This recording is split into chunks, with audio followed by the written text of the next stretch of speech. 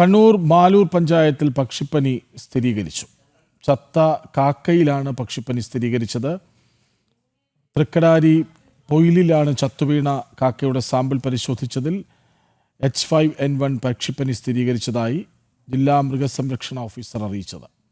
പക്ഷിപ്പനി മനുഷ്യരിലേക്ക് പടരാൻ സാധ്യതയുള്ളതിനാൽ ജാഗ്രത പാലിക്കണമെന്ന് കളക്ടർ അറിയിച്ചു. വിവരങ്ങളുമായി മിഥുൻ പിള്ള ഒപ്പം ചേരുന്നു. മിഥുൻ, ആശങ്കയുള്ള ഒരു വാർത്തയാണ്, എന്താണ്?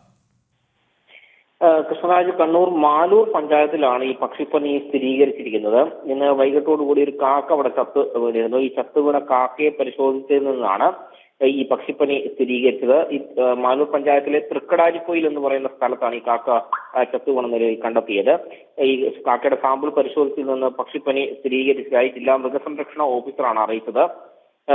മാത്രമല്ല, ഇക്കഴിഞ്ഞ ജനുവരി 17-ന് ഇരിട്ടി എടക്കാനം എന്ന് പറയുന്ന സ്ഥലത്തും ചത്ത കാക്കയെ കണ്ടെത്തിയിരുന്നു. ഈ കാക്കയിലും പക്ഷിപ്പനി സ്ഥിരീകരിച്ചിരുന്നു. പക്ഷിപ്പനി മനുഷ്യരിലേക്ക് പടരാൻ സാധ്യത ഉള്ളതിനാൽ ജാഗ്രത പാലിക്കണമെന്ന നിർദ്ദേശവും ജില്ലാ കളക്ടർ നൽകിയിട്ടുണ്ട്. ശരി, ഒരുപക്ഷെ നാളെ വലിയ വാർത്തയാകാൻ പോകുന്ന ഒന്നാണ്.